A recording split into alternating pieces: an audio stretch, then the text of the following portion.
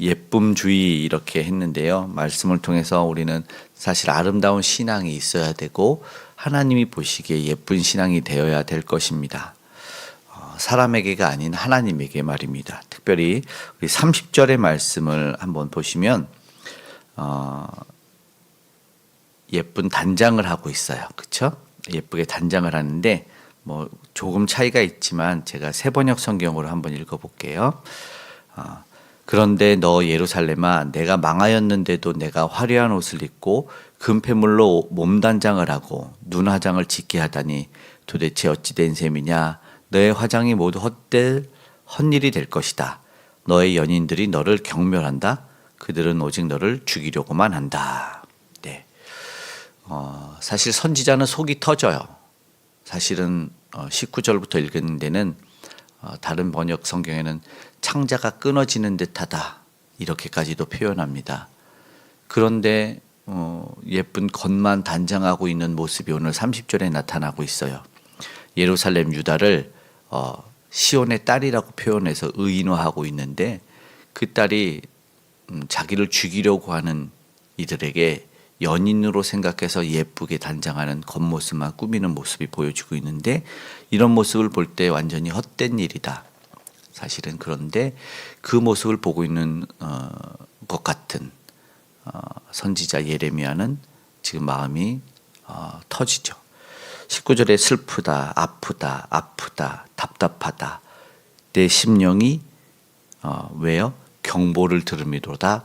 전쟁의 경보를 들음이로다. 양치기 소년이 생각나지요. 전쟁입니다. 피하세요. 위험합니다. 도망가세요. 하는데도 답답한 거예요. 하나님이 말씀해서 패망이 이르렀고 이제 망하게 되었는데도 도저히 알아듣지 못하는 것 같아요. 어서 그 경보에 도망가야 되는데 안타까워요. 돌이킬 수도 없는 그런 모습이에요. 이것저것 하지 말아야 된다. 절대 하면 안 된다. 조심해라 해도 듣지 않는 모습들이 그 백성들의 모습이니까 사실은 예레미야라는 하나님의 사람 선지자의 마음속에는 무엇이냐면 영혼을 사랑하는 마음이 있었고 민족을 사랑하는 마음이 있었습니다. 그렇기 때문에 하나님의 심판이 자신의 눈에 펼쳐지고 하나님의 경고를 들었을 때 너무나 아프고 고통스러웠어요. 이거는 사실 우리 모든 믿음의 사람들이 가져야 될 마음이죠. 특별한 선지자 한 명만 가져야 될 마음이 아니라 우리 모두가 죽어가는 영혼들을 보며 가슴 아파해야 될 것입니다. 우리도 똑같이 슬프고 아픈 마음이 있어야 될 것이다. 우리는 먼저 그렇게 생각됩니다. 속이 터지는 선지자, 그의 마음을 헤아려야 되는데 오늘 28절에서 29절에는 하나님은 이미 말씀하셨다 이렇게 말씀합니다.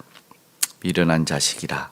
너무나 안타깝게도 알지 못하다, 미련하다, 지각이 없다. 22절에서도 그렇게 얘기를 하고 있는데 28절의 말씀에는 보니까 이로 말미암아 땅이 슬퍼하실 것이고 어두울 것이라 내가 이미 말하였으며 작정하였다. 하나님이 작정해서 경고 없이 임하는 것이 아니라 이미 그렇게 말해 오셨어요.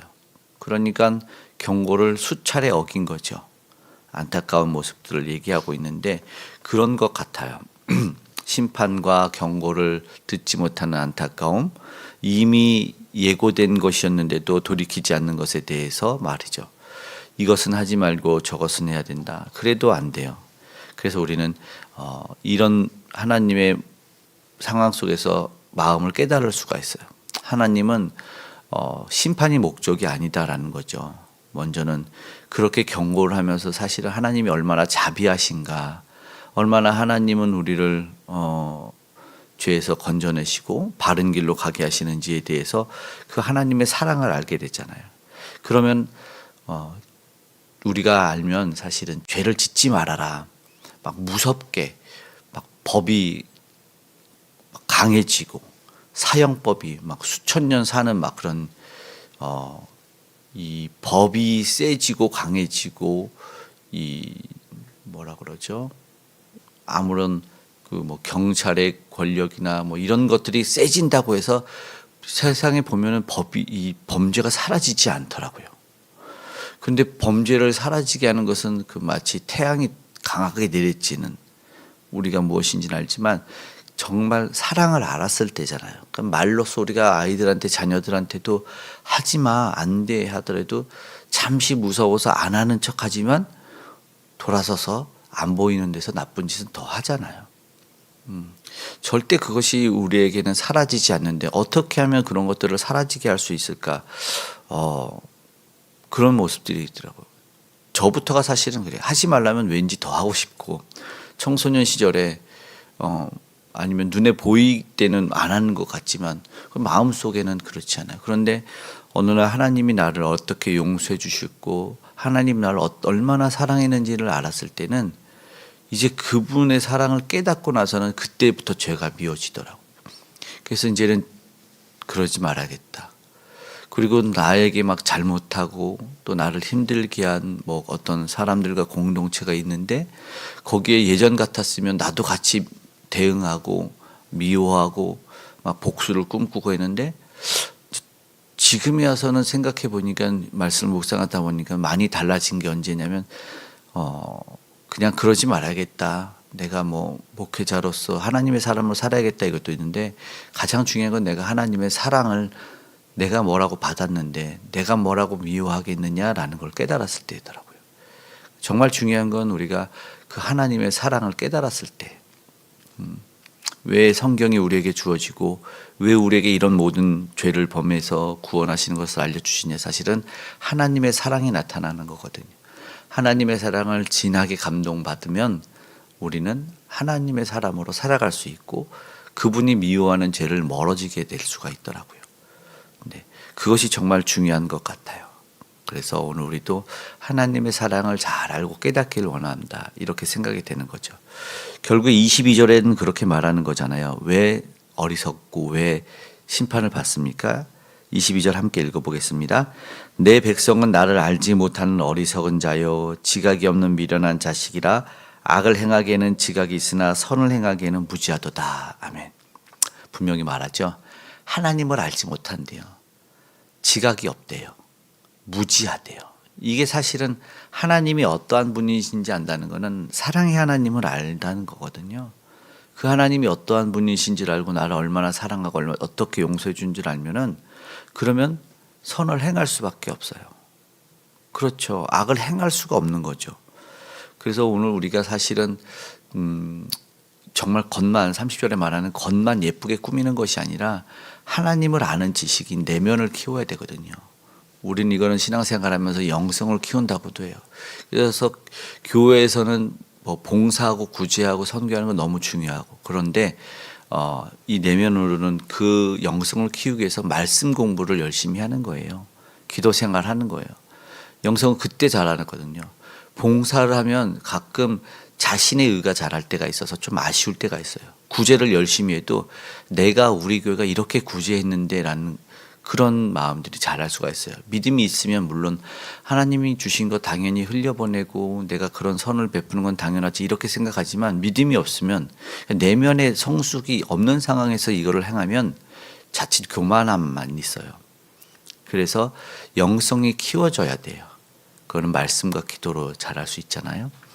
그때 하나님이 왜 우리에게 그것을 요구하는지에 대한 분명한 목적, 왜 하나님은 우리가 선을 베풀기를 원하는지에 대한 이유를 알아야지만 거기에 정말 진정한 의미로 아름다운 영향력이 나타날 줄로 믿습니다.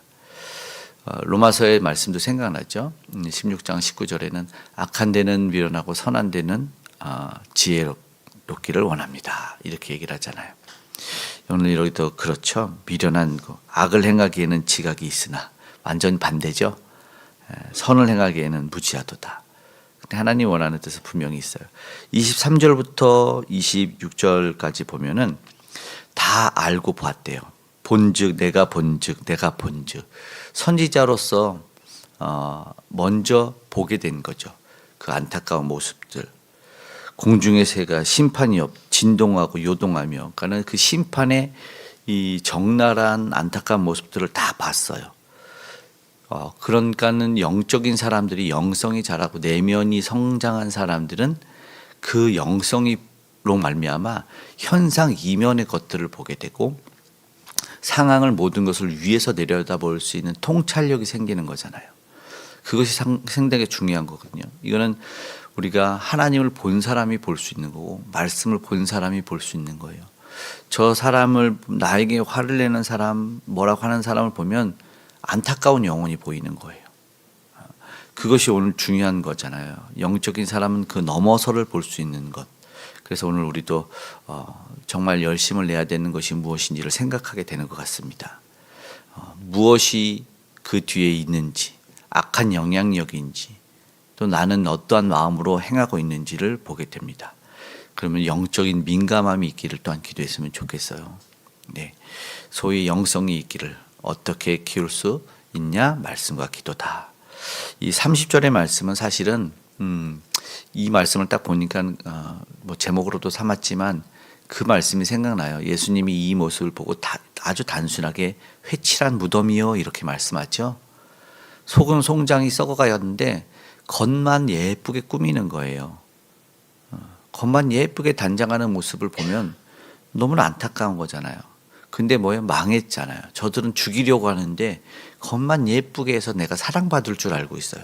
아니죠. 오늘 우리는 알고 있는데 예쁜 사람들, 예쁜 연예인들 정말 아름답게 삶을 살고 결혼할 것 같은데 그런데 그렇지 않아요.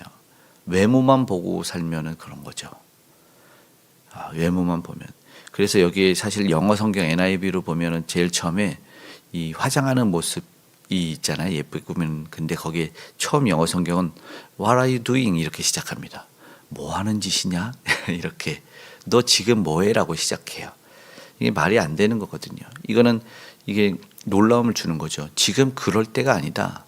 화장할 때가 아니다라는 거예요. 속을 가꿔야 될 때다라는 거죠. 회개하고 돌아올 때다. 내면이 예뻐야 된다라는 거죠.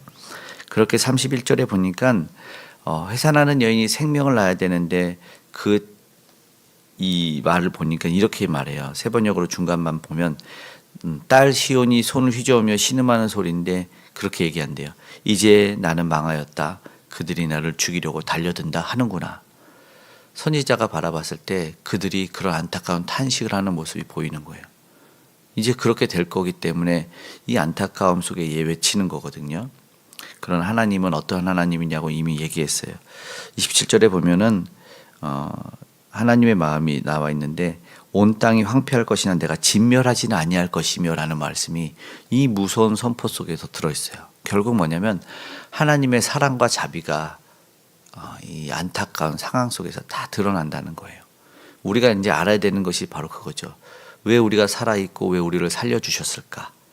그거는 하나님이 우리를 정말 사랑하시기 때문이라는 거죠. 그럼 우리가 그 사랑의 하나님을 알고 깨달아가야 된다는 거예요. 그러면은 어디를 단장해야 돼요? 마음을 단장하는 거예요. 나도 마음을 예쁘게.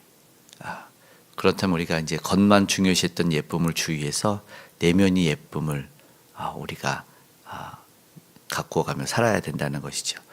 오늘 우리의 삶 속에, 우리의 말 속에, 우리 행동 속에 하나님 예쁘게 보시는 그런 것이 드러나기를, 많은 은혜와 복 받는 오늘 하루 되기를 간절히 축복합니다.